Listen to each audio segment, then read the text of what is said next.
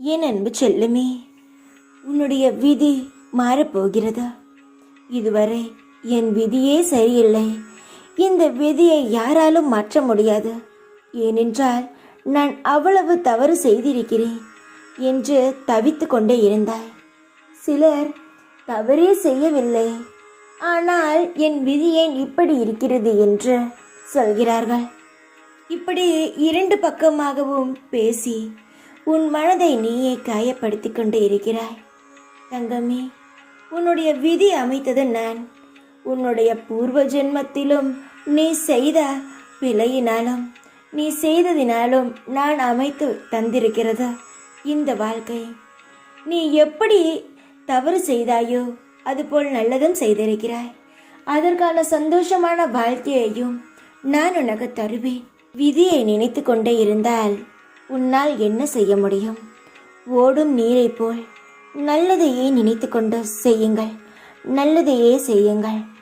தீயதை போலவே தானாக குப்பை போல் ஓரத்தில் ஒதுங்கிவிடும்.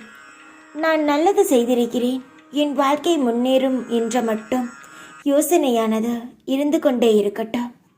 சில சூழ்நிலைகளில் கடந்து செல்ல உடல் வலிமையை விட மன வலிமைதான் தேவைப்படுகிறது.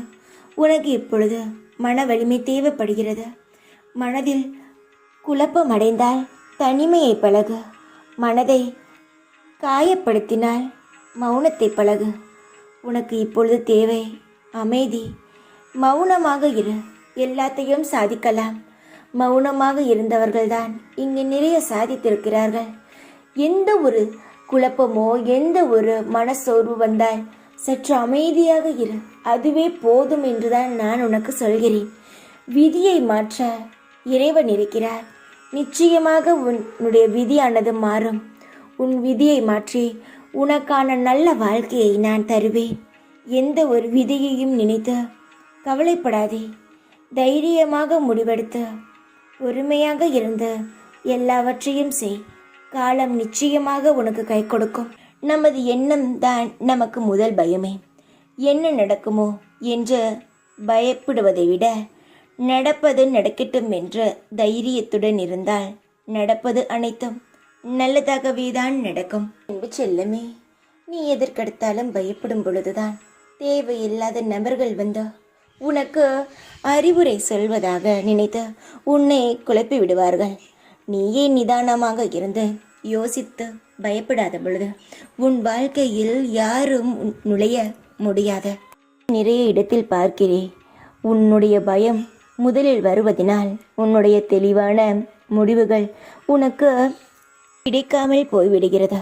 சந்தோஷமாக இருக்க வேண்டும், நிம்மதியாக இருக்க வேண்டும் என்றால் தேவையில்லாத பயத்தை தூக்கி எறிந்துவிட்டு உன்னுடைய செயலில் நீ செய்யும் பொழுது நிம்மதியும் மன திருப்தியும் உனக்கு கிடைக்கும்.